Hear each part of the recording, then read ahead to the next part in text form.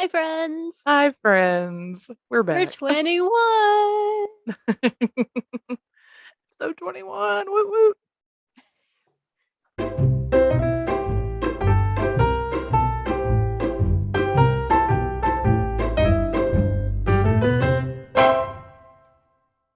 Um, I will just go ahead and say happy July 4th. And by happy, I mean miserable July 4th to all of you. You won't hear this for 2 weeks, but it's July 4th here and we hate it. Right. Because our America's country is on stupid. fire. Oh, God. It's burning It to the is a ground, dumpster guys. fire of epic proportion.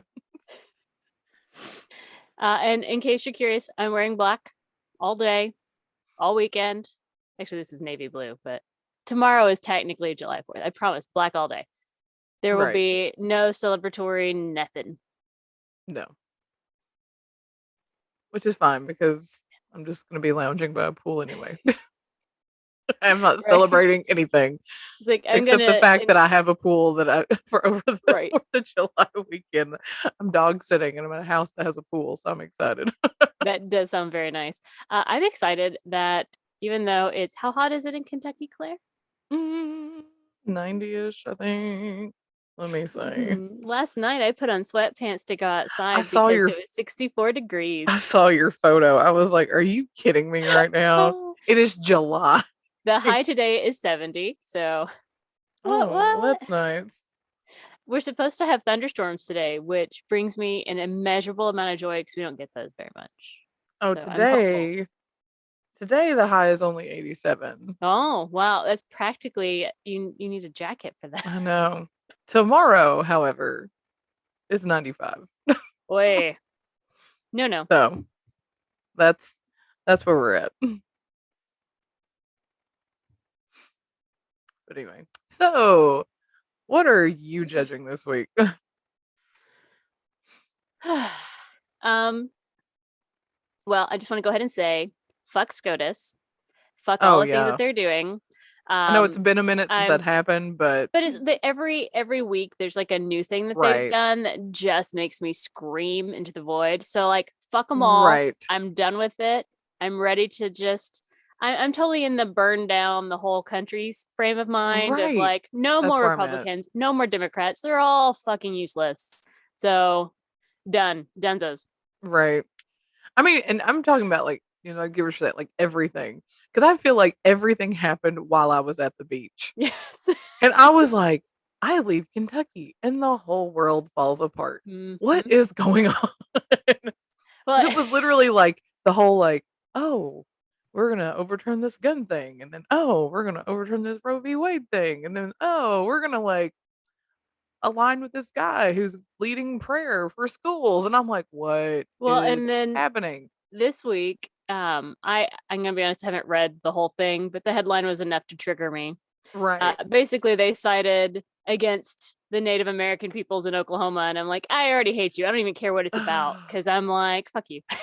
Even if, like, no I matter haven't what it seen is, I'm that like, one nope. yet. I don't even need to read this to know that I'm gonna be angry. So I'm gonna Yeah, walk I away for a haven't even moment. seen that one yet. Oh my So I'm gosh. like, oh God, I'm done with this. Ugh. Ugh.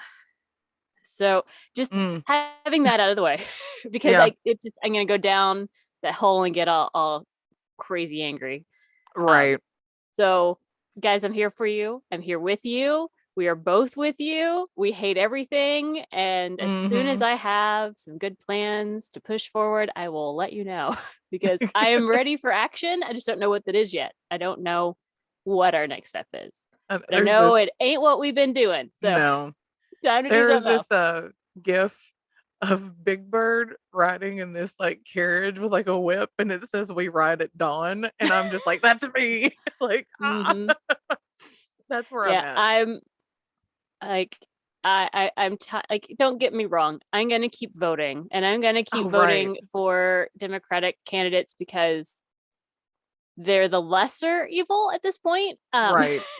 I like the Right. things that they say. They just don't do anything, and it makes me Right. frustrated because there are some there that authentically I think want to do stuff, but it's this goddamn two-party system, and everyone's got party lines, and Mm-hmm. all that matters is money, and it just makes me scream. But Right. so I'm not saying don't vote. I'm saying keep voting because It may not get us where we Yes, want, but it please. might keep us from getting worse. And maybe Right. that's the best thing we can hope for in the short term.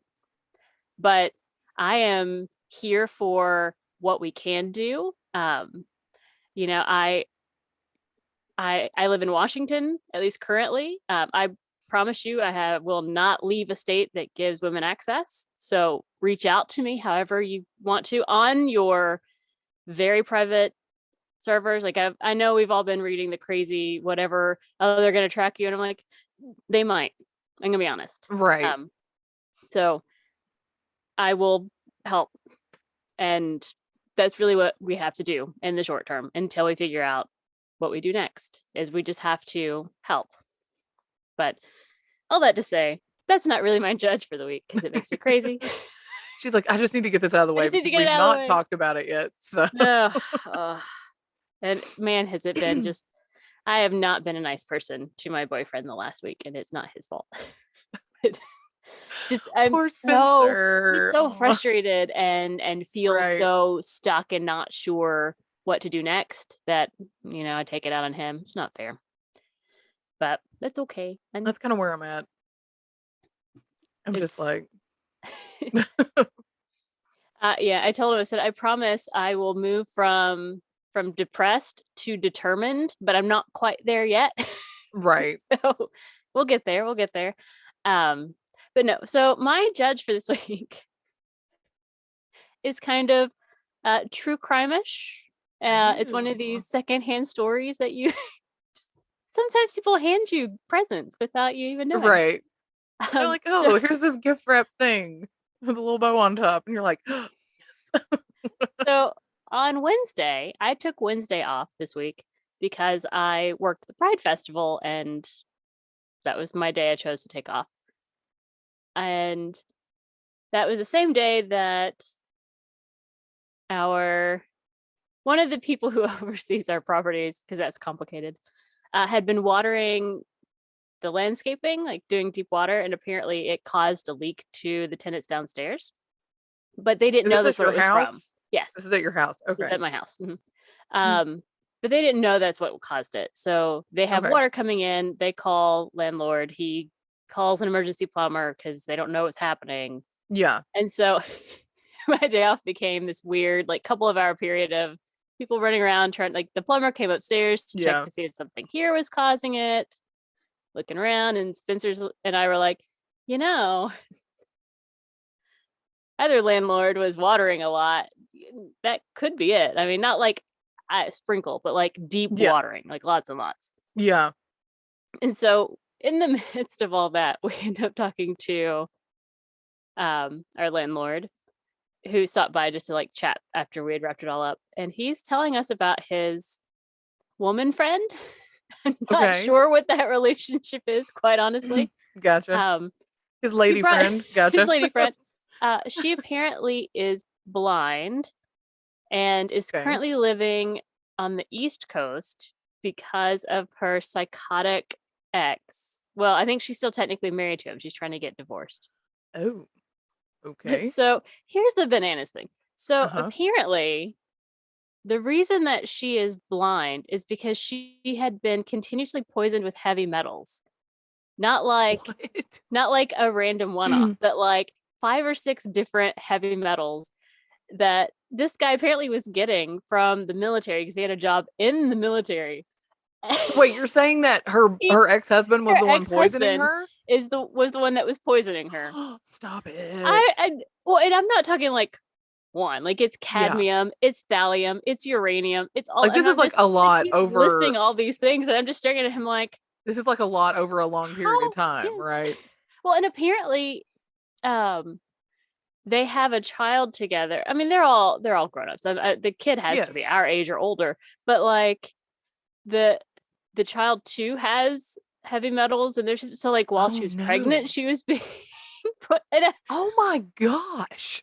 And like, what in the fresh hell is oh my god, this is crazy. And I'm just like, I'm sorry, the what now? Because he's just telling us this very nonchalantly way, and I'm just sitting there going, like, yesterday this is a I went to episode. Walmart. It'll be like, yesterday I went to Walmart and, today I did this. And then, oh, by the way, my girlfriend, she was poisoned over time by her ex. Like, what? Well, and like so she has lawyers and people who are tracing because they're able to trace the specific heavy metals that's in her system to show that they came from the military to like connect all that. So like he's eventually going to Wow. go to jail. But I Oh, say I all this hope because so. like I hope so. this happened apparently. I want to say it was Arizona or Utah, or one of those other hot, dry places. Gotcha. Desert tea I don't states. remember. Is where it started. They weren't interested in taking the case. They had Why? moved. I don't know. They had moved up here, so like he's in Portland somewhere. They can't quite track him down to serve him. Which, The well, ex is in Portland? yeah, well, and he's not Ooh. really an ex yet. He's still technically Well, married to we'll just her. say X for all intents and Yes. purposes. Just like, And so he's in Portland because that's why she had to leave because he was like threatening her. Like they had a restraining order against. Like it's a oh my whole big gosh. thing. And I'm just sitting here going, Wow. Dateline, where are you? Because they're gonna. I mean, Right. they're gonna get him. They're gonna get him because like hello. Right.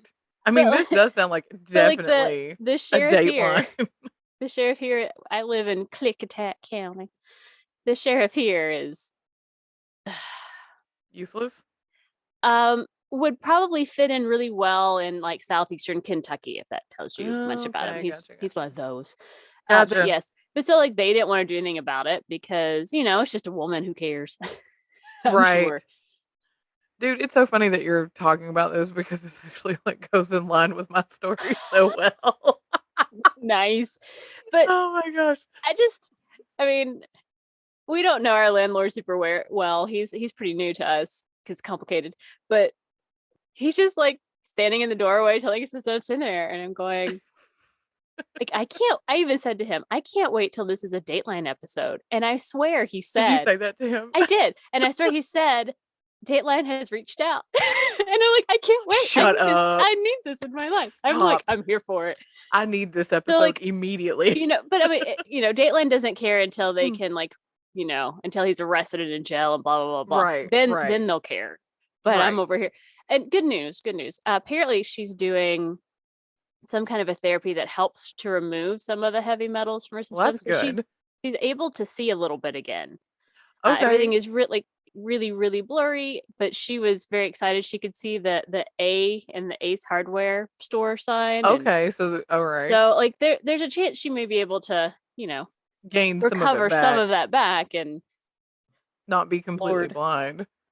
but I was just like, Oh, I'm so I need this. I need I this couldn't. episode. I was just like, I'm sorry. He picked more than one heavy metal to poison her with. That's That that's seems really sadistic is what stupid. that Well, is. that seems stupid. Like you can one off something has too much heavy metal Right. in it. What like one source of that? Fine, you might be able to cover that up. But like 5 or 6 guys, that's Right. obviously someone's trying to kill Right.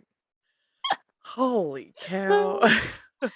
But yes, so one day in the future, there will be a Dateline episode of this story, and we will watch it, and we will eat popcorn, and I'll be like, I know her her man friend. I know her, I don't know their I know her man relationship friend. is. You're like, I I don't don't know know what that is. Yeah. Oh it. my gosh, that's fantastic. But so there is my judge for this week. The May Woo! the horrific human being that was her husband rot in prison for the rest of his life. Right. I hope karma comes back to you, my friend. Boy. That I can't wait. I hope it comes out. Me We'll too. be like, "Oh my gosh, this is Like, what you it's were telling me finally about." here. I know who this is. Oh my gosh, that is an excellent judge. I love that so Thank much. you. All right. So Oh what are goodness. you judging this week, Claire? Oh boy. Um, so at my part-time job, Hmm. what night was this? I don't even remember. It was Friday. I worked a lot this past week, so I'm like, it all just blurs together. Mm-hmm. But couple of things with a part-time job. One, on Tuesday night, we had to set a new sale, and usually it'll be and some of them are dumb sales. I hate them because it'll be like tops are this much and pants are this much Mm-hmm. and skirts are this much and dresses are this much. And that's kind of a pain in the ass. I'd rather just do one of those blanket, like everything is BOGO this or Right, 40% right, off, right. 50% off, whatever. Those are easier because then you get, and sometimes even with the t-shirts, it's like, oh, well, these t-shirts are 20, but these are not on sale because they're graphic tees and they cost more, blah, blah, blah. So Tuesday night, we weren't supposed to set a sale. The sale wasn't supposed to happen until Wednesday. But apparently the sale that was on currently was, what was it? It was it wasn't doing very well. I think it was buy one get one free. Huh. I think it was a BOGO free sale. Anyway, whatever it was not doing very well. So they decided to bump up the new sale that was like heading into 4th of July. Okay. And it was the worst thing I have ever. Okay, number 1, they came down in the middle of the day and said, Mm. "Oh, by the way, you're gonna set this." So they didn't have a whole lot of time to prepare for it. I get there, and then also that same day, we had to do hard marks, which is marking down, um, regular price clothing to put it into clearance. So that was like a list and a half. I mean, it was pages and pages and pages, and you were trying to get Mm-hmm. that done, but then you also, so this sale would be like shirts or tees, let's just tees, t-shirts, and they, on the tags, they got numbers. So you got like class, your subclass, and then you got a style number. So Sure, on some of sure. them, Mm-hmm. okay, this is like the sale though was like 5 pages worth of these teeny tiny numbers that make your eyes cross when you're trying to read these. So they give you the style number of the subclass. And then at that point, if it said all, you're like, okay, great. All of those are in this price point. And it would be something like $15. Okay, great. All of those with those 2 numbers go here. But then on some of them, you get the class, the subclass, and then it would say most. See list below. And then it was like 30 to 35 different shirts that are not included in that $20 price point. They're going to be in the $25 price point. No. And so it's like you're having to go through. And so it's not like any of these were grouped together. The entire store had to be, it was almost like doing a floor set in the middle of the week for a stupid sale. I mean, we Wow. were there till 11 and we didn't get done. And my manager is just like, "Okay, it's 11. We're just gonna go home and I'll take care of it with whoever is opening in the morning." Because it was basically like having to rearrange Mm-hmm. everything to get all, because you can't just like put, because I I told her, I said, "What you need to do, what we should have done is not put any sale signs up." And they come in and you just say, "Oh, it's a mystery sale. You'll find out when you get to the counter."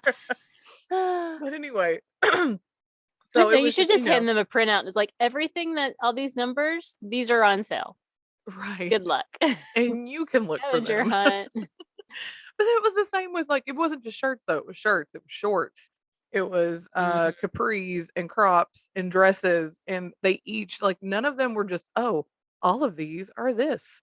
It was Mhm. mostly, "All of these are this except for this list of 35 things." What? Oh my god, it was and I was just like, "This is the dumbest sale I have ever had to set in my life. So stupid." Just like, come on. And you can tell the people who do this, they're not the ones who get stuck having to, they've never had to Well, set a I sale would this say ridiculous in their life. they've probably never set a sale. Like they've probably not No. ever worked that level, so Right. they don't know what that means. Right.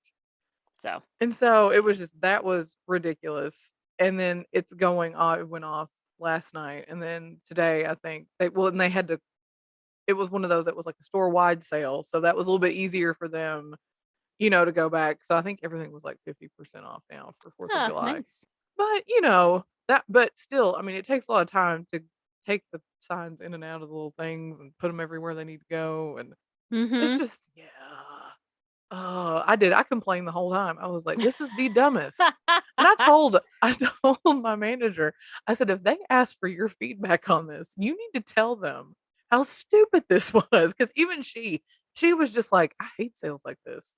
This is awful. Like, it was like the Mm-hmm. more we got into it, the more it was just like, because you can't just stick one price on a rack because there's not going to be shirts on that rack that are that price. And Mm-hmm. it's like, well, that rack said blah, blah, blah. Yep. It's like, Yep, I feel that. so you come back in and like half the store is rearranged because of a sale. Because usually when they do floor sets, it's everything is like kind of color coded and it looks all nice. And then after this sale, it was like, nope, the store does not look color coded at all. You're It like, looks "Oh, like a we're hot just mess. trying to survive. It's the Hunger Games in here, okay?" It was. It really was. Oh my Ah. gosh. Oh, geez. It was just like the longest night. I was like, it is a Tuesday. I have to work tomorrow. Claire's like, I have PTSD right now just talking about it. Right. I feel that. And then on top of that, Every time my phone dings right now, I'm like, who has COVID? yes, Stop. you're like, I've got PTSD from all these people at work I having know. COVID. Oh, but then Friday, I was closing Mm-hmm. and I was the part time manager who was closing. So had an associate there with me, and we're both, it was like 20 minutes till close on Friday. And we're like trying to straighten or whatever. And this group of people comes in, No. and it's like two women, and they've got like 5 or 6 kids in tow. No. Two of them don't have shoes on. No. No shoes, Yeah. no service. I kick those We people don't out of have the that on the library, by the door, way. so I can't. You need to I put can't. that on the door. I know, but it's not my call. It's the corporate thing. Corporate doesn't require shoes in the building. That's a public Apparently not. safety issue. They can Uh, get sued if someone hurts them their freaking foot because they're stupid. well, listen to this. So these children were like the worst. Yes. It was like these kids had never been in public ever, and they were throwing panties out of the panty drawers onto the floor. They were untying all the belts on the babes. They Did you were, did you yell at them? we can't. Oh my I'm not god. You allowed to. you can't say I'm sorry, children. Nope, cannot. That The is only bullshit. thing that I could feasibly do is if they were doing something that looks like they could get hurt. Then I could be Yeah, like, well, "Oh, you can't, you like if they were trying me to get coming into in like and the front." punching them in the face because they threw panties at them. Yeah, Right. at me. Yeah, I'm Oh, believe me, I had lots of things going on in my head. It was just like, somebody take control of these fucking kids. Like, I'm right? just like, God, but that is they were not like okay. pulling, and they're like pulling shirts off the hangers. Like, there were shirts all over the floor, panties on the floor. I mean, it was, and the girl I was working with, she's straightening the panties. And it was like they were in there like 5 seconds. And I just looked at her and I said, you might as well just stop. And she was like, are you kidding me? And I was like, no, you might as well just stop. Dude, I'd get fired from that job so fast. I'd be like, hey, stop it. I know, because it's like, I'd kick people out. That's the only thing I love about library life is I can kick people right, out. I'm like, if you can't abide by the very simple rules of don't be a dick, you right. can't be Oh, here. but this story's got like another level to it. Oh So one god. of the adults has this plastic bag and it looks very like puffed up and bubbled at the top. And I was like, it almost reminded me of like goldfish. Oh And I'm yeah, like, yeah, yeah. I just saw the top of it. It didn't see any water really, but I was like, did they have a goldfish? And so I'm trying to like find order because we have online orders that come in that we ship out from our store. So I was doing that, trying to find these last few online orders Mm-hmm. to package up before we got out of there. And I walked by her and it's all these little brown things in it. And I was just like, immediately, I was like, those kind of look like shrooms. I was like, does she have shrooms? And then I get closer and then I see that the things in the bag are moving. And I'm like, what is that? And I get closer and I'm like, she has a bag of crickets. What I mean, the it was a fuck? big ass bag of crickets. Why? Why? I'm sure they had Why? some kind of pet that eats, they got them for food. That Ugh. would be my guess. I'm sure they had a Feed the pet or children to something. the pet. They're evil and stupid. Anyway, I'm just like, this lady has a giant ass bag of crickets. Oh my No. gosh. In your store. In the store. Your store. And I'm just like, oh geez, please, please, please, please don't let one of those kids get it and bust it. Oh my gosh. That was like been my worst nightmare. But so the adults finally find some stuff. Oh, and this was another thing. I was at the counter getting ready to check somebody out, and I looked behind and there was a pair of panties laying on the floor. And I didn't know if the lady I was checking out had dropped them. Like if Right. she had them, like she was gonna buy them. And so I just said, oh, I said, did somebody drop those pair of panties? And it wasn't the woman I was checking out, it was the other lady who had the crickets. She was Right. like, no. She goes, those were in the floor when we came in. And I'm thinking, the hell they were. Bitch, your kid's been throwing them around. Right. Right. And I'm just like, Let me okay, show never you mind. the security Then I footage. was just like, well, I just want to make sure that she didn't drop them. Like she was going Mhm. to purchase them and she dropped them on the floor. It was like, I wasn't accusing. I thought maybe she had them and was going to buy them. I don't know. Anyway, checking out and this lady's phone rings Oh and god. She answers it, of course. yeah. And she's like, I told you and I'm not going to say the name of where I work, but, Right, right. she's like, I told you where I was. She sounded really irritated. And then a man comes in the store. And I guess said man came in to get the children and whatever. So then they hand him the bag of crickets and he promptly drops it. Oh, And I'm like, oh my gosh. It didn't bust. It did thank not bust. God. But I was just like, in that moment, I was like, ugh. Just like the worst. Like, I Mm-mm. can't. Mm-mm. But he takes the crickets and the children out of the store, Thank God. and I finish up checking this lady out, and then she was just like, "I'm so sorry." She goes, "We really don't take them out in public much. The only place we ever take them is Walmart." And in my head, I'm like, "Yeah, I can fucking tell." Like, have you tried like yelling at them or I don't know, force feeding them crickets or something? Like, do something. That is not acceptable. Because ultimately, she should have left the 100%. store. She should have taken them outside and been like, if I don't get to shop, you guys don't get to eat. I don't know, sleep, breathe. You're done. I'm done with you. Right. Like, do something. But then when Ugh. we were cleaning we were cleaning up the mess, and the girl I was working with, she went back to check the dressing rooms, and she comes back out with this like box, and it's like some kind of inflatable ping pong set or something that you can play in the pool. Okay. And she was like, "This was back in the dressing room." I'm like, "Oh, I guess they left it." And I said, "Leave it here until," because I close again with her next Friday. Hmm. And I said, "Leave it here till next Friday. And if they don't come back for it, I guess you can take it home to your kids." Yeah.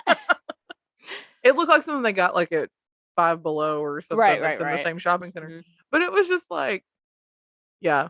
After I was done Friday, I was just like, Nope. yeah. I Wow. feel like I need a vacation again. I just got back and I need another one. Wow. That's how I feel. I get that. It's like, So okay. I'm judging corporations who make life harder on I their mean, employees like, just for don't the sake of making life hard. like, I mean, don't get me wrong. Like, I, of course, there should be training to encourage your employees or to teach them how to deal with situations to, so they don't escalate. But you should Right. also empower your employees to be like, I'm sorry, you need to keep your children under control because it's not fair to my coworkers to have to clean up after them. It's like if you I can't mean, manage this is them, then they like, can't be here. well, not only that, it's like that time, I don't even know if I can't remember if I talked about it on here or not. The girl peed in the floor Right. and I had to clean that up. And it's like, Mm-hmm. really? And the mother did not even offer to lift a finger. 'Cause Which I feel like if that had been me and that was my I would child, have I would been have been mortified. I would have mortified. been like, "Give me the paper towels. Yeah. I will clean this up." Do any of that if that had been my kid. I mean, that mom didn't even like lift a finger, and I'm having to like, and all these people are just walking around and I'm like on my hands and knees cleaning up pee. Yeah, that is just So it's like, ridiculous. and I'm just over here like, I really do not get paid enough to put up with No. that kind of nonsense. Like if I could just do the retail aspect, that's whatever. But you're dealing with the possibility of a bag of crickets busting and getting it brings a whole new meaning to crotch crickets at Well, that point. and But it's again, like, it's like you're dealing with that. You're dealing with kids who's, the parents are not watching them, not that. People peeing on the mm-hmm. floor. I mean, and that's not the first time that's happened. I mean, it's the first time I've had to clean it up, but somebody having an accident at our store is not the first time that that's happened. And that time, the other time was not pee. Okay. So, I mean, it's just, yeah, Ugh, I can't it's get over ridiculous. the fact that you can't put a sign that says no shoes, no shirt, no service on your door I don't think because we can really, unless it's something that has to do with our computers being down. And like one day I went and our power went out because a transformer had blown. And they did have a sign on the door that they had written that was like, you know, but as far as right. like signs that don't, I mean, I don't really feel like we can put anything on the door that doesn't come from like corporate. I'm just saying corporate should have that sign. It's Oh, not, yeah. I mean, if one of those kids stepped on like one of those stupid safety tags or something that's pointy or Oh, whatever, yeah. like they will sue you for that and they should Right. because you didn't say, well, dumbass, you're supposed to wear shoes. Right. Duh. I mean, I make people wear shoes at the library. Well, then that just makes me wonder, like, does nobody in the same shopping center have that up there? Because they came in with bags from Yeah. other places in that shopping center, and I'm like, these kids have been running all over the shopping center without shoes. I Must mean, I have get it. shoes. It's summer. I get it. It's But summer, it's but at the filthy. same It's vein, you're just like, you're in a filthy. public place. Like It's that, yeah. filthy. Well, and Ugh. those kids' feet were filthy. I can tell you that right now. Those kids are filthy. Are you It was kidding? They were just running around like, throwing stuff. They're not even just like I got dirty feet. They're just like mind, body, soul filthy. but yeah, I'm judging corporations for giving. I don't know. It's just like they give you stuff where it's like, oh, well, you just need to stay busy, and it's like this is stupid. You know, it's Mm-mm. like quit giving busy work and people control your children, please, Please, and don't God, bring please. crickets into No, other places of business. no, Especially no. if said crickets could be dropped and the bag could bust.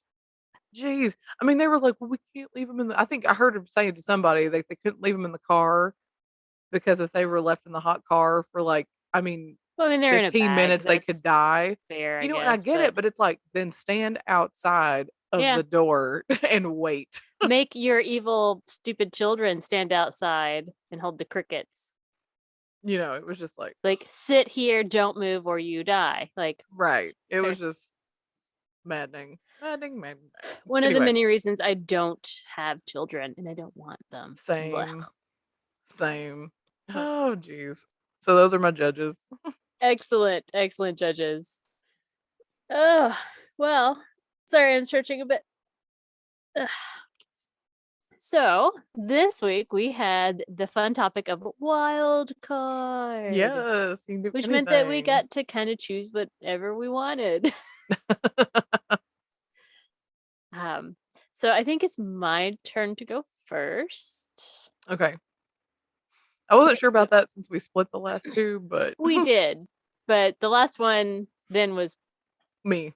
I went yeah. first. So you went. So it's fine. Yeah. Um, so I bring to you the story of the Voynich Manuscript. Have you ever heard of it? Voynich Mm-hmm. Manuscript. I have not. I I hadn't have either. not heard anything about this. How did you find this? I don't know. It's sometimes you Google things and you follow down some things and then you Google something else and I don't know.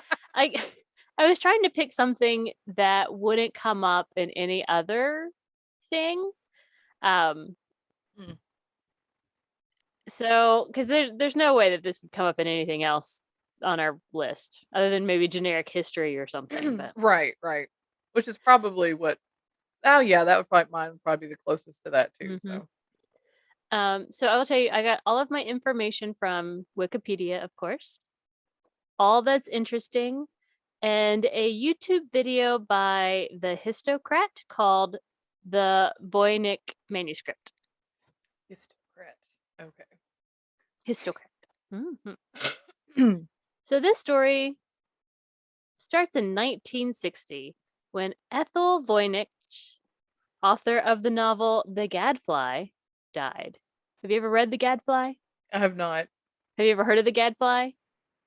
No. Me neither. But apparently it was a big deal back in the late 1800s. Was it? So no. Good for her. Nope. Fun fact, Ethel was the daughter of George Boole, who is the mathematician that created Boolean algebra that we all learned to hate later in life. Oh, great. But she became a novelist, so, you know. But she was married to Wilfrid Voynich, who had died 30 years earlier, so back in 1930. And so for the last 30 years of Ethel's life, she lived with a close friend and companion named Anne Nill. Nill? Nill, Nill. Okay. And when she died, she didn't have any children, she didn't have close relatives, so she left basically everything to her friend and companion Anne. Okay. She did, fun fact, she was cremated and had her stipulated in her will to have her ashes spread in Central Park, because why not? Ooh. Why not? So be fancy. Among those possessions was a bank vault that had things in the bank vault. And inside the bank vault was an old plain book with no title, no anything on it, with a note in it saying, concerning the cipher manuscript, not to be opened until after my death, and then only by A.M. Nill or one other responsible person in place of her. One other responsible person, okay? Yeah. Gotcha. And so Anne's like, all right. She opened this plain looking book, and inside it was just pages written in an unknown language, with hand-drawn and painted illustrations. She doesn't really know what to do with it. So she ends up selling it to an antique book dealer a year later. His name was Hans Kraus. And he was very excited about this secret manuscript kind of a thing. Yeah. It's like mystery. Yeah, he's like, he tried to find a buyer for it, but couldn't find anyone who would buy it. Lots of people wanted to like have it on loan. Museums wanted it because it was very obviously an old book. They didn't know a whole lot about it. So was this something that she had written, or did she find it? We'll get into that. Oh, okay. All right. Sorry. But he eventually gave up trying to find a buyer, and he donated it to Yale in 1969, where it currently resides in the Beinecke Rare Books and Manuscripts Library. Okay. So we're going to do a timeline. Okay. So that's where it all starts. Like, novelist dies. When she there's dies. this weird book that's left to her companion. Companion's like, I don't know. Sells it to antique book dealer. Antique book dealer gives it to Yale. Okay. But they were able to do some timeline work on this book. So the first known owner of this book, I sent you some pictures. It's just like when you look at the cover, it's just a plain. It's just what is this? There's nothing on it. It's like it just looks like a really old weird book. Right. Yeah. So the first known owner was a guy named, I think it's Georg, because it looks like George without the E, and that's how I think Georg should be spelled. Right. Yes. His name was Georg Beresch, and he was a 17th century alchemist from Prague. What? I know. So this book is really old. This book is legit old. Okay. Gotcha. Okay. So Georg thought that this was an alchemical text, and he tried to decipher it, but couldn't. He died and left it to his friend Jan Marek Marci, who was the rector of Charles University in Prague. And he was he knew this book had secrets and needed a keen mind to try and decipher it, to figure it out. So he ends up sending it to his friend Athanasius Kircher, who was a Jesuit scholar at Collegia Romano. Wow. Jesuit college, I think. So these are like some smart guys and they can figure Yes. it out. Gotcha. With the book, he sent a letter, and I'm going to read it to you just because it gives you an idea of the book. Okay. Reverend and distinguished Sir, Father in Christ. Well, that's extra. It's a great opening, right? That's extra. This book, bequeathed to me by an intimate friend, I destined for you, my very dear Athanasius. As soon as it came into my possession, for I was convinced that it could be read by no one except yourself. The former owner of this book asked your opinion by letter, copying and sending you a portion of the book from which he believed you would be able to read the remainder. But he at that time refused to send the book itself. To its deciphering, he devoted unflagging toil, as is apparent from attempts of his, which I send you herewith. And he relinquished hope only with his life. But his toil was in vain, for such sphinxes as these obey no one but their master. Accept now this token, such as it is, and long overdue though it be, of my affection for you, and burst through its bars, if there are any, with your wonted success. Such a weird letter. That is very, yeah. Dr. Raphael, a tutor in the Bohemian language to Ferdinand III, then King of Bohemia, told me the said book belonged to the Emperor Rudolph, and that he presented to the bearer who brought him the book 600 ducats. He believed the author was Roger Bacon, the Englishman. On this point I suspend judgment. It is your place to define for us what view we should take thereon, to whose favor and kindness I unreservedly commit myself, and remained, at the command of your reverence, Johannes Marcus Marci of Cronland. And this was written August 19th, August 19th, 1665. Good grief. So it ends up with Kircher, and then no one is really sure what happens in the next 200 years. They're just like, and we know Kircher had it.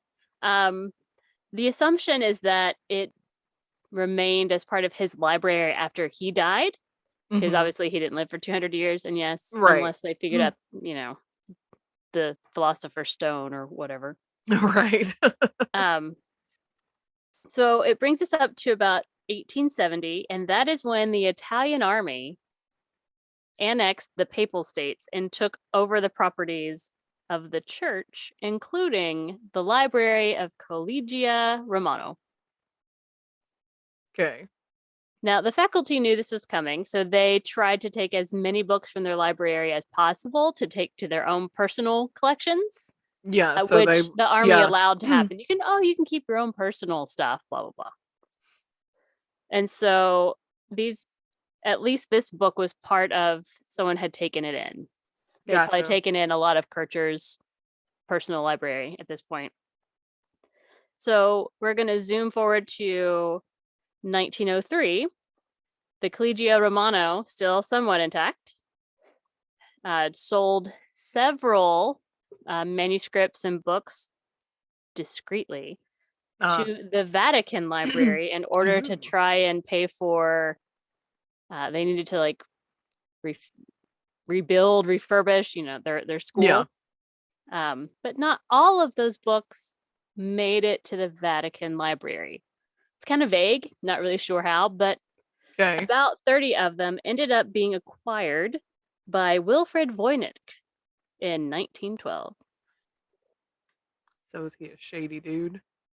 He was an antiquarian bookseller himself, I think. He bought old books, and this was a weird book. Right. No one in all of this time has been able to decipher it. And Wilfrid spent the next 7 years trying to get scholars and people to help him decipher it, as well as try and track down the origins. He did a lot of this work himself, finding where it had come from. who it belonged to, how they got it, etc., etc. Yeah. So from there, obviously, he died in 1930. His wife then has it, secrets it away in a bank vault with a weird note. Don't touch this till I'm dead, which I find Right. bizarre. That is, yeah, that's very weird. I'm like, why? Is it haunted? Are there ghosts? Right. All right, so going back to 1969, which is when Yale took over ownership of the manuscript, and it became very popular because a lot of people were aware of this manuscript and now had access to it because Yale was like, yeah, we'll crack it. Like they had their own scholars there too, blah, blah, blah. But then for like the next 20 years, there were lots of different people who tried to crack it or said that they'd cracked it or said, no, it's all just a hoax. You know, Voynich did this himself. He made it. But no theory has been like widely accepted. People all the time claim that they have somehow cracked it and figured it out. And people are like, no. And they're like, no, that's not right. No. And so interest kind of waned because, you know, it's just a small group of people who had access to it, who were aware of it. But then the 1990s hit, Claire. And do you know what happened in the 1990s? The internet. The internet! Yay! And that created renewed interest. And over the years, like I sent you several pictures from this book because Yale has it. I was like zooming in. I'm like, what is this? So Yale has it accessible. You can see every single page of this book. It's all the pictures have been taken through the Beinecke, so you can look at it yourself from far away. It's not like you have to go and be there. You can see all the pages. You don't have to have special privileges or know how to deal with rare books or any of that nonsense. You can just look at it.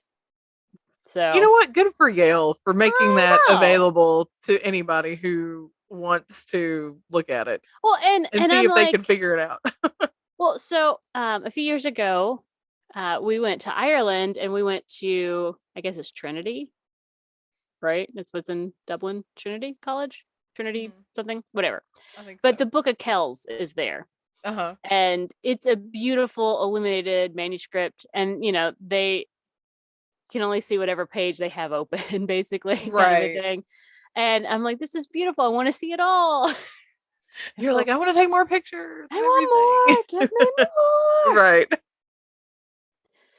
But so since it made its way onto the internet, lots of people have had access. So for the last several decades, historians, linguists, code breakers, like even World War II code breakers, have done everything they can to try and crack the code. And so far, again, nothing has really been widely accepted. So we're going to talk about the book itself. Yay. So no one can translate it. So it's all kind of like guessing based on imagery. And of course, I'm going to pop up pictures as we talk so you can see what I'm talking about. But essentially, it is divided into 6 sections. The first section and the largest section seems to be a botanical or herbal section. So there's 121, they call them folios, that will show 1 or 2 plants and then has what looks like paragraphs. So it looks like it's describing, you know, a specific plant. You know, this is what, these are the features you're looking for. This is what it does or whatever. And they're pretty crudely drawn. I mean, not crudely drawn. They're drawn well. They're crudely painted kind of pictures. But then the next section is an astrological or astronomical section. Again, there's about 21 folios here, and they have these circular diagrams with like the zodiac. I couldn't think of the word zodiac, sorry. With like zodiac looking signs. Most of them are somewhat identifiable of the zodiac that we know, but not everything looks quite as we know it. Right. The next section is, they call it a medical section. They don't really know what this is. It's about 20 folios, and it shows nude women. Some of them are wearing crowns. A lot of them are bathing. There's random like what looks like pipes connecting things. Like you can't translate it, so you don't know what This exactly it is was you're looking at. the blueprint for indoor plumbing. There you go. Let's see. The 1, 2, 3, 4, 5. I've somehow cut out something. Oops. The next section is like a cosmological section. It has more circular diagrams. It's weird. There's so many, because again, we're guessing what these are. Yeah. There's a section of things that look like rosettes. There's one big fold out that I'll pop up here as like the rosette section. So like some of them are just normal pages, but some of them like fold out and fold up. So you have these big Oh, so it's like diagram looking things. posters almost. Mhm. Okay. And in one of them, there are 9 rosettes that seem to be connected by some kind of a causeway that have maybe castles on them. That it could be a volcano. They're not. No one knows. But the very last section is what they call the stars section, or quote unquote recipes. They're not sure what it is because it's just these weird little like lines of text, like a little mini paragraph, and there's a star next to it, kind of like a bullet point almost. So yeah, we don't know what it is. it's But weird that within, like there's not like a language for no, this. Like it's no, not no. anything that anybody recognizes. Like Well, and there have been a lot of attempts. yeah. And I'll talk about some of those in a minute. But the book itself, what's weird is that there are lots of flowers and plants that look somewhat similar to things that we have, but none of them can be identified. Like none of them are identifiable. You don't know. You can't be like, oh, that's the blah blah blah plant. Yeah. Like they don't Like it look looks similar to something, but it's not exact. well, and it's not even like similar in that it's kind of like a blah blah blah, but it's not that. Right. um Again, there's all these naked women and only women really around. And they seem to be like in odd containers taking baths. I don't know, but again, the Okay. weird like connected by tubes everywhere. The astrological signs are mostly recognizable, but some of them don't quite look right. Right. And on top of that, there are about 30 missing pages. They can tell that there were more pages that have, it's an old book. It's lost some yeah. pages. Now, how old is this book? I'm so glad you asked, Claire. So they have done a lot of testing on this book, sent it to a couple of different places to test different aspects of the book. So they did do a radiocarbon dating of the book, and it was most likely made between the years 1404 and 1438. Dang. That's a freaking old This book. isn't like another one of those Mormon things, is it? I don't Remember that think like scandal in the Mormon church where it was like, that's right. oh yeah, these are really old pieces of paper, and it's like, no, this Well, guy found a way to make and them look and test old. that's one of the theories, is that this is all just a big hoax by Voynich. Oh, But okay, gotcha. the So like he's the we one who's come up with all this other stuff, like these letters to right. whomever, and gotcha. But that seems highly unlikely Yeah, because when they did this testing, so it's paper is not like it is today. Paper today is made out of trees, but parchment then was made out of animal skin. So okay, like this particular thing, or this particular book, is made out of calf skin from 14 to 15 calves, and gotcha, it seems virtually impossible that he could have come across that many calf skins from the same time period to make this. gotcha. Um, Like he probably would have had to collected a bunch over like a long period of time right. too. Gotcha. It's well, and so they were able to determine that it was average quality. It wasn't like a high quality paper or whatever, calfskin. Like it's just, normal. Like if Yeah. you went to the Walmart in the 1400s, this is what you'd buy. Um, Oh, they what's your middle of the determined, road yeah, calfskin paper? it's fine. It's just, you're writing your own book. It's fine. It's self-published kind of a thing. They determined that the cover itself is made out of goat skin and is not original to the book. That it Okay. most likely had a wood cover, at least at some point. That the goat skin happened much later. Gotcha. They analyzed the ink and could tell, so it was definitely made from a quill pen, and it used iron gall ink, which was again very common during that specific time period. The paint itself was very crudely applied. If you look at it, you're like, as much care as they took writing, like the writing is beautiful, right? And it's like you and think then you it's would like, color within the lines. just threw some paint here, it's fine. And I'd be like, you should have colored in the lines. Come on. But again, the paints, I didn't break them all down as to what was in them, but again, we're not expensive things. So this is like somebody's pet project, Yeah. What if this was just some diary? Right. Just some teenage girl's diary from way back in the day. I think it's some kind of mystical thing. Nope.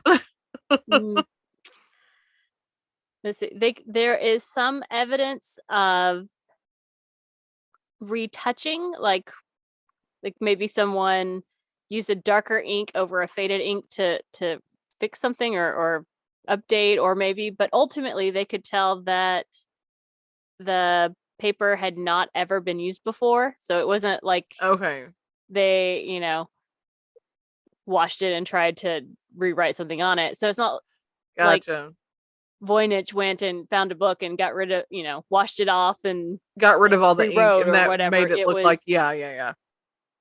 So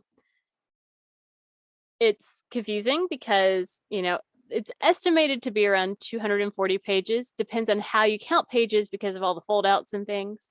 Right. And it's written from left to right. They can tell that there's about 20 to 25 different characters that's used in this language, but there's no obvious punctuation, which I think was probably accurate for that time period anyway. I don't think punctuation became a thing. Right.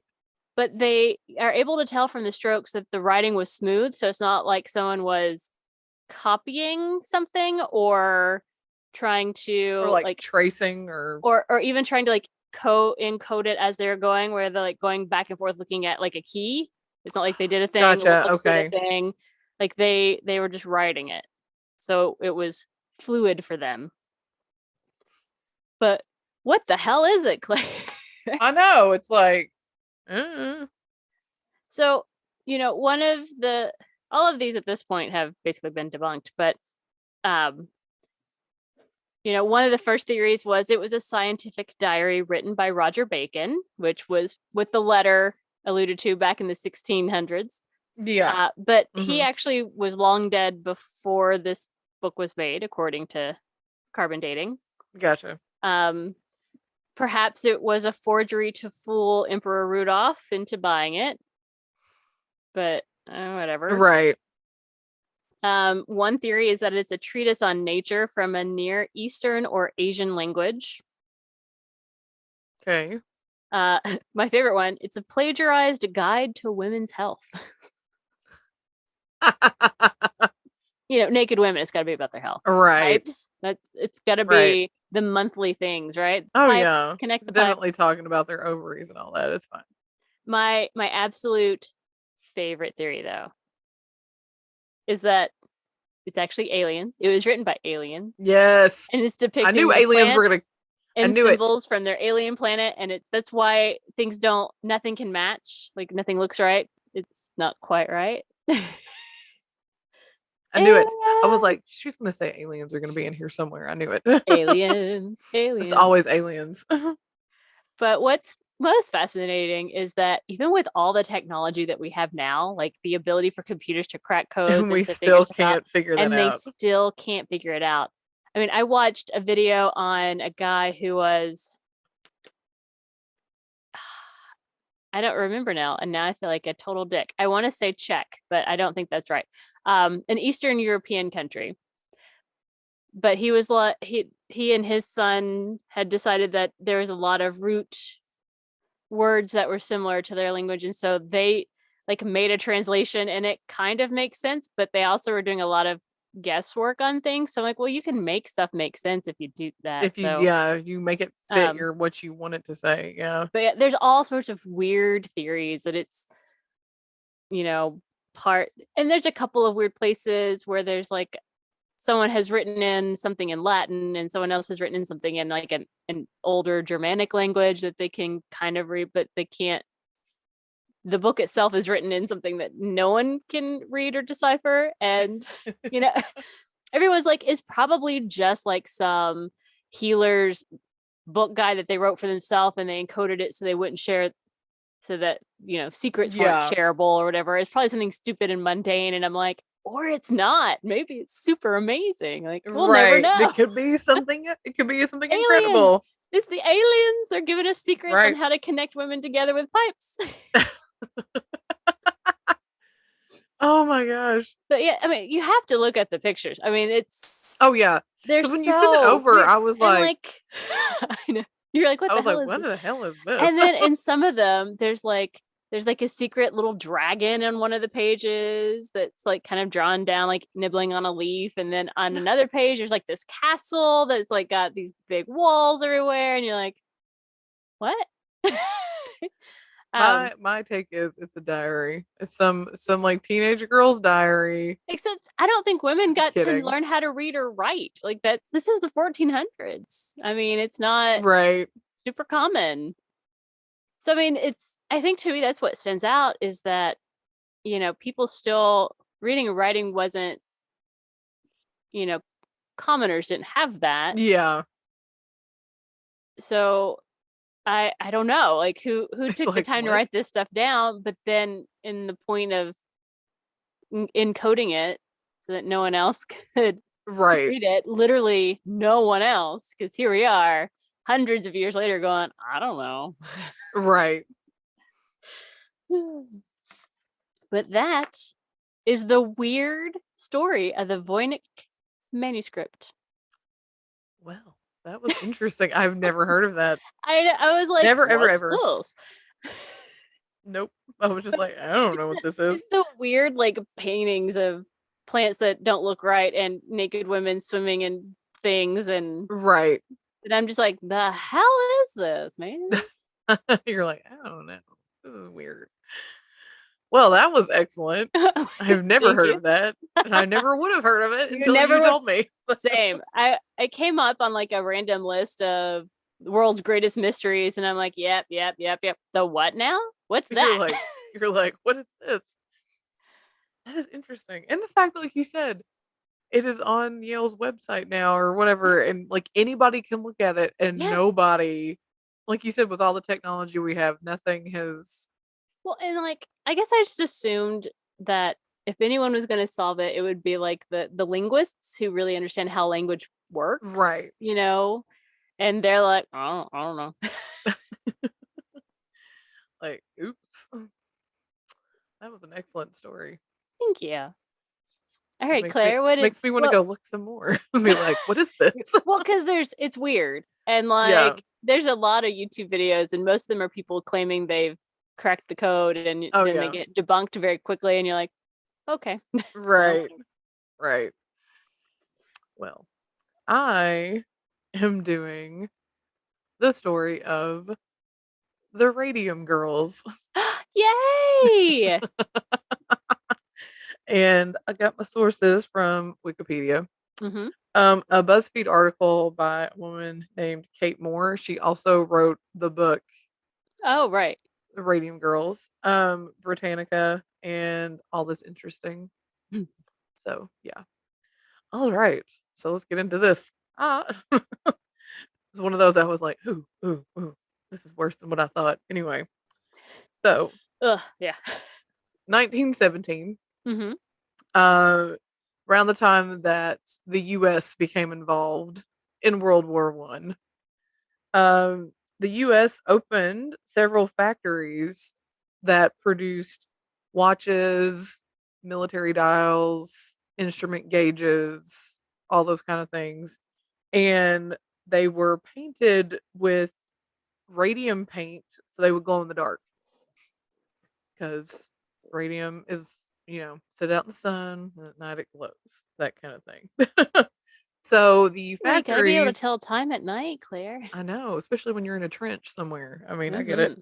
I get it. It's dark at night when you're in the trench. I get it. you know. So the factories hired hundreds of young girls and playing to the whole like patriotism thing, help your But country, your men are off at war, blah, blah, blah. but Come work for us. So they hired a bunch of young girls and they got them because they were paying 3 times more than the average working woman's wage. And the work was fairly easy. And they wanted younger girls because they had smaller hands and they could paint because, it was really fine on the dials. So these girls painting watch dials all day long. mm-hmm. Um, and so much so they got all these girls that, it's like, oh, it's easy work. It's good money. It was giving these females at the time financial freedom, which was kind of unheard of, I know. back then. And so these women were like telling their friends, their family. And so in some cases, you had almost entire families working at these factories, like entire sets of siblings, cousins, all that. So when the girls were hired, they were told to take the paintbrush and stick it in their mouth and you know, to get the point of the Mm-hmm. bristles really fine and pointy. So you didn't have any like loose hairs spraying out all over the place, because like I said, really Mm-hmm. narrow stuff that they were having to paint. And so they were to use their lips and their teeth to make the brush have a fine point. So it would cleanly paint on the marks on the dials and the faces. And they were also told repeatedly that it was safe Mm-hmm. to work with. So no precautions were taken while they were handling it. And obviously they were ingesting it because you're getting it in your mouth. It wasn't like they were washing this stuff off before. I mean, it was just paint and in your mouth, Mm-hmm. over and over again. Oh, and the factories were headed up by something called the United States Radium Company, USRC. And there were three in the US. The biggest one, which we're going to talk about, was in Orange, New Jersey. And another one we'll talk about was in Ottawa, Illinois. Um, so let's see. Radium, for those of you who don't know, was first identified in 1898 by Pierre and Marie Curie. And in 1910, they had Marie isolated a sample to work with, and they knew fairly quickly that the substance was pretty dangerous And say because, they died terrible deaths. right, and like Marie wound up giving herself some pretty bad burns by handling it improperly because they didn't know, you Mm-hmm. know. And Pierre had even stated that he didn't even want to be in a room with a kilogram of radium because he was afraid that it would make him blind and it would burn his skin off. So these It's are the fine to put people that paintbrush in your mouth. who discovered it. These are the people who discovered it and this thing exists, but it's fine. Just It's eat fine. it. It's not gonna hurt you. You're fine. Just eat it. It's fine. Um oh, and the Curies were working with large amounts of it. So I mean, and that's part of why all this Mm-hmm. happened. So it's like, oh, they're working with large amounts of pure radium, but the smaller amounts of radium were good for human health. Was like the conventional thinking at the time was like, oh, you get it in big amounts, it's bad, I but love teeny tiny I amounts, love it's that that's fine. how we did everything Right? back then. It's It's like, like, well, a lot of arsenic will kill you. But if we put a right? little arsenic in your medicine, it'll make you It's all better. And you're fine. like, It's fine. that makes no sense. But What are you so doing? people were drinking radium infused tonic water. There was radium toothpaste and radium makeup that it Oh my would like tell god, you that you radium would kind toothpaste. of So your be, teeth are bright white? yes, it'd be like you, like the makeup that would make you kind of glow, yeah, you know. Oh my god. Okay. So, and even a newspaper claimed it will add years to our lives. Sure. Ta-da! Turns out that was incorrect. Right. Like, no, no, no, no. So in 1917, that's when radium paint was invented. It was soak up the energy from light during the day and would glow all night long. And it even said, like, you know, when you're in the middle of the dark in a trench. So Hmm. people could see the dials on the gauges, their watches, all that. So radium's luminosity was its appeal, obviously. And because the girls were told, "Oh, it's fine. This is not gonna hurt you."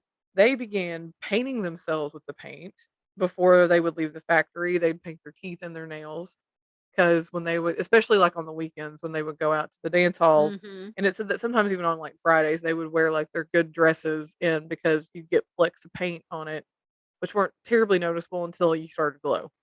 Right. So, so that way they would glow when they went out after work, and because of the glowing, they became known as the Ghost Girls. All these people, there, I think they had Oh, eventually all of like over 300 women who worked in these factories. can you imagine your nickname being the Ghost Girls? You're like, we're so cool, and then it's like, oh, actually, it turns R- out we're all Right, gonna die. So, right.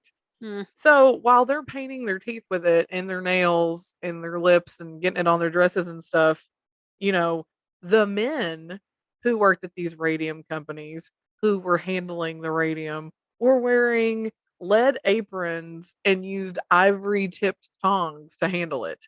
Wow. Right. But no, it's fine. Please ingest that. Well, it's just women. They're just property. They're not real Right. people. We know that. Supreme Court reminds us of that. They're Right. not real. You can't And make so decisions. right. But see these companies who, you know, "Oh, yeah, this is good for you." The claims were based on research by the radium firms. Which you should never Yeah, who trust. had yeah, who had built their industry around this substance, and they ignored all the danger signs. So this is just like, sorry, um, Yeah. related, not related.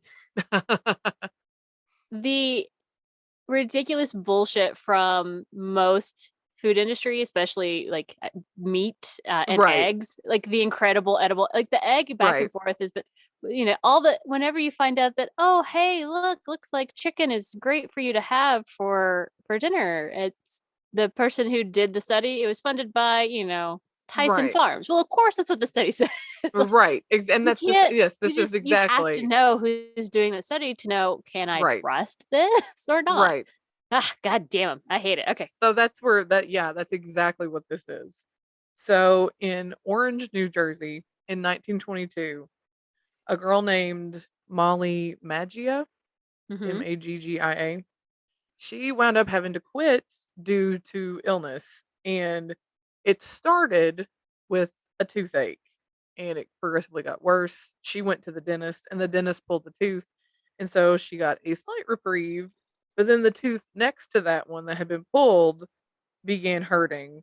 So it was also pulled. And where those two teeth had been, she started to develop giant ulcers Oh. and they were constantly seeping pus and made Oh. her breath smell bad. Oh. And then it said she began having aching pains in her limbs, grew so excruciating that she was eventually unable to walk at all. But then the doctor just said she had rheumatism and gave her an aspirin. Fuck men. Ugh. This just This is reminds just. me of like you going back to like the whole conversation of you having the I UTI know. and then like the Six, more than PCOS thing six with a year, and me. I'm like, Yeah, suck, right. duck. You're just like, God damn it.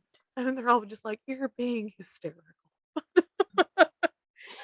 It's just, ugh, yeah, I know. This whole story just makes me angry. Ugh. So anyway, in May of 1922, Molly at that point was, and I mean literally falling apart. She had lost most of her teeth. Oh. Um, lower jaw, inside her mouth, there was one giant abscess.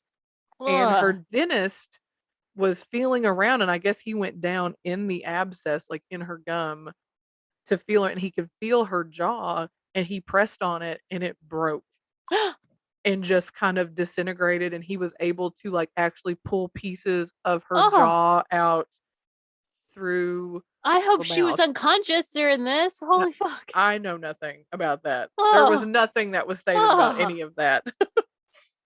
So, yeah, he was just able to press on it, and he broke her jawbone, which oh, was like God.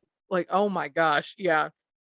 So, days later, he wound up removing her entire lower jaw that was kind of removed in the same way. And basically, what radium does, it strips your bones of calcium, and it's like if you and it's bad enough on the outside, but if you ingest it, it turns into a microscopic machine gun. Is basically what they were saying. It gets lodged in the tissue, and it says that radium just continuously like fires off particle after particle, eventually mutating and killing all the cells around it. Oh, God. So it was like you're basically boring holes in yourself from the inside out while you're alive, which is like can't even fathom that. I mean, but so Molly, while this is going with her, other girls start to get sick. Some of them had collapsed spines because their bones had disintegrated.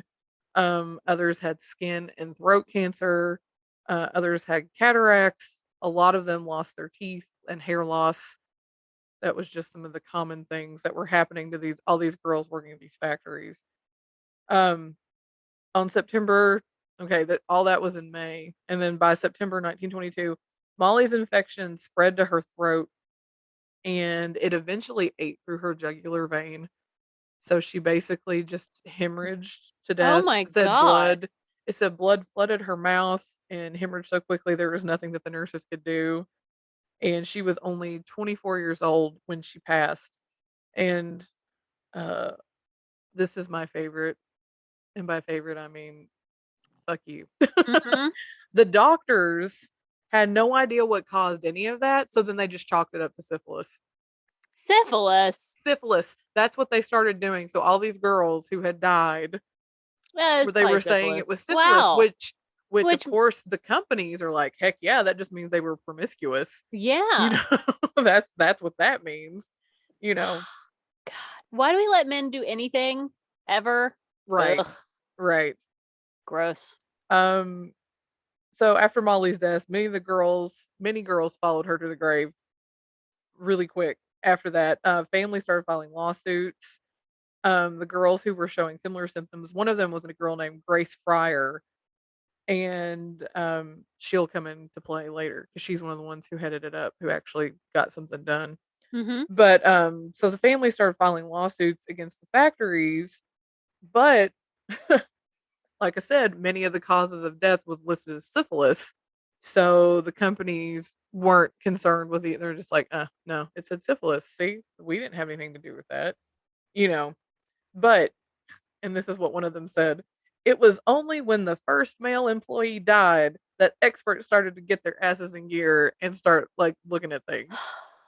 Ugh. Just, Right. it's infuriating. And it's Hmm. infuriating because I feel like we're in that same place again. Right. Maybe Well, not even quite like as what I bad, mentioned but like last close. time we were talking about the Johnson and Johnson shot, like, oh, we got to take it Mm-hmm. off the market because like 6 people got blood clots. Oh, But it's no. like, oh, but the birth control is giving all the women blood clots. That's It's just like fine. more women are dying from blood clots from birth control than anybody died from Johnson and Johnson's COVID shot, and it's like, meh, it's fine. Yeah, you know. Yeah, it's bad. Bad, bad, bad, bad, bad. But anyway, so 1924, 2 years after Molly died, dozens of girls had died at that point. Many more were sick, and then the radium company was tired of all these lawsuits, and so they hired an independent company to come in and do research on it.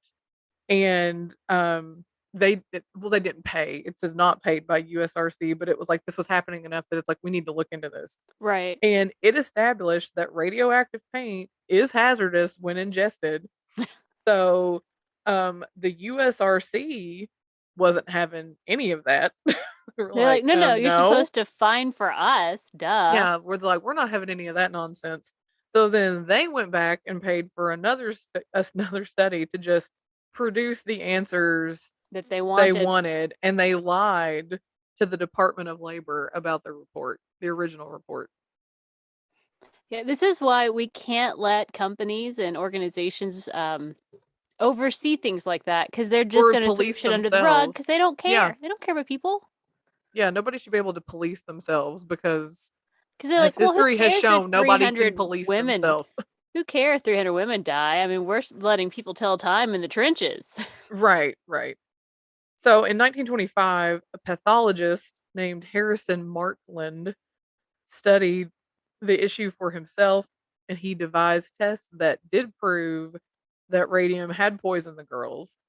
He proved that ingesting radium damage was thousands of times greater than being exposed externally. So, ingested radiation settles in the tissue and constantly emits destructive radiation. And it said honeycombing bones, boring holes inside while alive, and ultimately ingesting radium is actually fatal. Mm-hmm. So, Grace Fryer, she had gotten sick, and I think she was just kind of done with everything. So, she kind of led the charge. And there were four of the girls listed on her lawsuit. It was Grace Fryer, Edna Hussman, Catherine Schaub, and a pair of sisters, Quinta McDonald and Albina Larice, were all on the same lawsuit. And so she had trouble finding anybody to take the case. Right. Like, they had kind of banded together to fight against this injustice, and they kept getting turned down, turned down, turned down. Either the lawyers just didn't believe them, thought they were being hysterical and wanted money, or they were too scared to go up against a big corporation like that because it could like tank their career. So it was definitely an uphill battle. And also because nobody was aware that radium poisoning was a thing until all this happened. Mm-hmm. And so there really wasn't any precedent to that. And there were statutes of limitations already. And it said you had to report it within 2 years. And a lot of these girls didn't even show symptoms until after they had been doing it for 5. Right.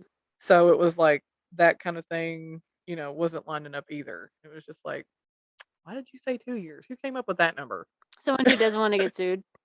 Right. So in 1927, a lawyer named Raymond Berry accepted the case. And by now, these 5 women had been given 4 months to live. Oh. So it was, yeah. And they kept, company kept dragging it out, dragging it out. So because they had such little life expectancy left that they were forced to settle out of court.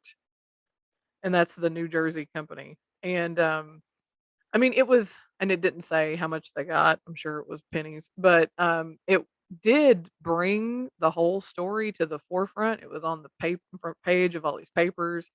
The fact that they did settle didn't look good for them because they were settling. Right. So it was just like these people are seeing this all over the nation. And so another woman who was at the Ottawa, Illinois plant, Catherine Wolfe Donahue, said she saw the news coverage and she worked for it was called the Radium Dial Company in Ottawa. And she started having these symptoms, and the firm obviously denied responsibility. The firm had medical tests that proved these things, but they lied about them. Mm-hmm. Shock, surprise, as they do. As they do. And they even went as far as interfering with autopsies to steal the radium riddled bones because the bones would glow. Oh my So they God. would steal the bones and I'm just like, this is like next level. Okay. Like at that point, just be like, dude, we were wrong. Here's some money. I'm sorry. We'll give you better protections. I mean, like, why? Yeah. Yeah. It's just, the man doesn't want to be wrong. No, the man does not want to be The wrong. man does not want to be Especially when wrong. it interferes with their profit margins. Right. So, Catherine developed a grapefruit-sized tumor on her hip. And I'm just like, I can't imagine. I'm seeing some of these photos, and some of them I don't want to like Right. even throw up because you're talking about these giant, like, talking about like almost like softball, basketball sized tumors on Ugh. people's knees. One of them had like, I think they said it was like two footballs like together big, like these tumors all over their bodies. And it's just like, I can't imagine. But in the 1930s, she filed a suit against the firm, and she and the others who were on her same suit were shunned by the community because how dare you go against this company that has brought our community prosperity? Right. You know, how dare you? How dare you? Right. It is just everything in this story. It just makes me angry. Just so angry. Yes. Ugh. It's gross. And so by this point, she is now basically suffering the same fate as Molly. She's lost her teeth. Said she can also pick pieces of her jawbone out of her mouth. What? Um, she got so many sores seeping in her mouth that she basically just has to walk around with handkerchief covering her mouth to like soak up all this seeping pus because it's just constant. Ugh. I know, it's just like I can't even fathom. Mm-mm. It's just anyway. So in 1938, her case finally went to court, and she was so close to death, but she was like so determined that she wound up giving evidence from her deathbed. And Wow. there's a picture of them, like she's like laying on this couch, and she looks so thin. There's all these people surrounding her, and there's like, the stenographer, all that stuff. And it's just like, she was like determined to take them down. And the evidence that she gave finally helped win justice for her and all those other workers. And so this was the first case that made employers actually responsible for the health and well being of their employees. And so it led to many, like, still in place life saving regulations, and ultimately led to the establishment of the Occupational Safety and Health Administration, which is OSHA, Mm-hmm. that we have today.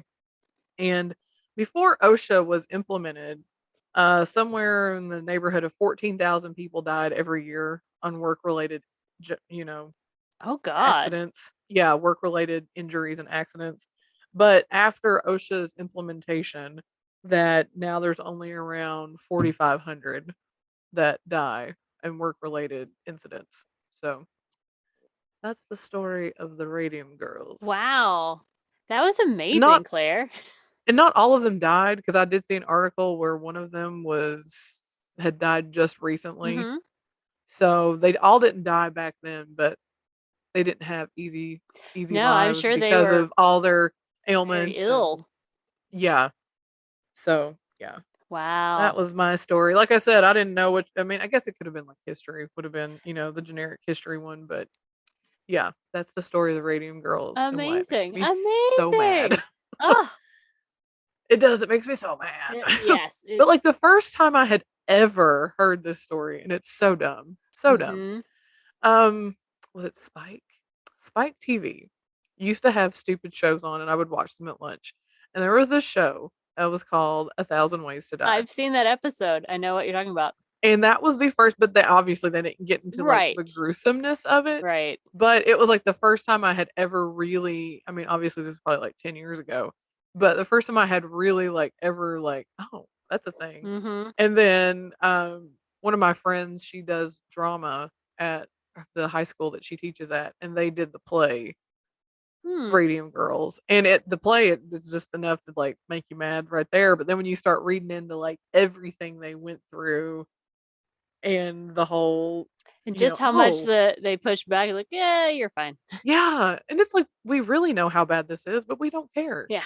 We just want money. Yeah. It's just like, oh, it's so maddening. It's just, yeah, drives me crazy.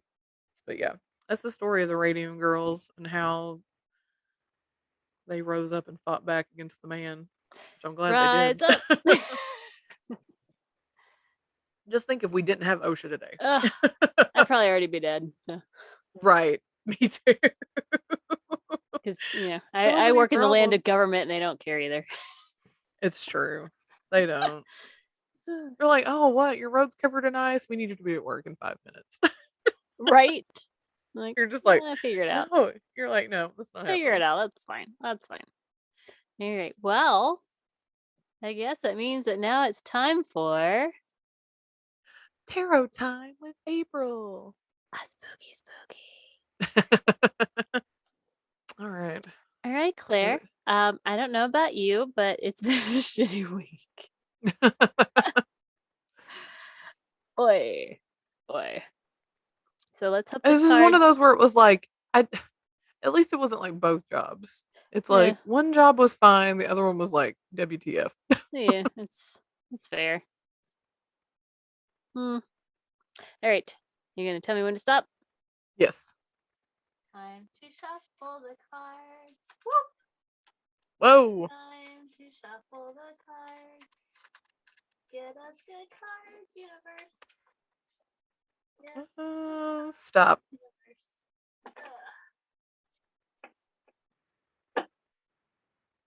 Ouch. Oh. Mash my elbow into the keyboard drawer. It's fine. It's fine. It's fine. Who needs It's to all have fine. working elbows? That's right. Nobody. All right. So we're going to start off with the 7 of Swords. The swords are the pointy ones. Boo. So that's how our week is going to start. Midweek Okey-doke. is going to be the 10 of Coins / Pentacles. 10 of Pentacles. Okay. Mm-hmm. And we're going to end our week with the Queen of Swords. Queen of Swords. She sounds like a badass. She looks like a badass. Look at her. I know. With her, Are they all up? Meow. And they're all upright? Yes. Woo, party. Do. That was the 7 of Swords, right? Okay. I don't think we've had any of these.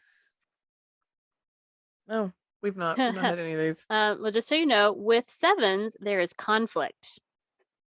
Oh boy. It ranges from conflicting ideals and morals to fighting or frustration. The 7s are not easy cards, especially if you're impatient. Each of the 7s says you don't get what you want just yet. Okay, so let's find out how bad it's going to be. The 7 of Swords. Oh, such a big liar. Honestly, if you look at the card, the guy is sneaking away with something that clearly doesn't belong to him. Maybe you can't tell that from this one, but yeah. let me look at it. Oh, actually, so in this one, the picture is quite small. So it's a cat. He's got his hands behind his back, and he's got a "I didn't do it" expression with his eyes looking away, like. Okay. And there's an empty bird cage with feathers coming out. So he took the bird. Okay, I see. So gotcha. It is still accurate. Gotcha. But how often does that happen? I don't think that all lies are bad. There are some lies that we tell to protect ourselves or others. These aren't bad lies inherently. Okay. I think that the lies that start to corrode us are the ones we use to protect ourselves from ourselves. Makes sense, right? Why is it bad? If you're not a follower of Judeo-Christian ethic, it's not a sin, so who cares, right? Right. I think we should care. I don't think I'm being overdramatic here, but I strongly feel like lying chews on your soul. One of the reasons we're on this planet is to seek the truth. Whether that be faith or science, friendship or love, our true calling or our true gifts. Anything that deviates from the truth is bad. Are you working a job you hate? You feel bad. Are you with a person you don't like? Your relationship sucks. It works as a disease in the trust sense. Dis-ease. Dis-ease. It makes your soul ill. Makes your soul become ill at ease if you wander too far from your truth. So this guy is sneaking off with a big shit-eating grin on his face. Da, da, da, da. Now it's talking about that specific card and not our card, so I'm moving on.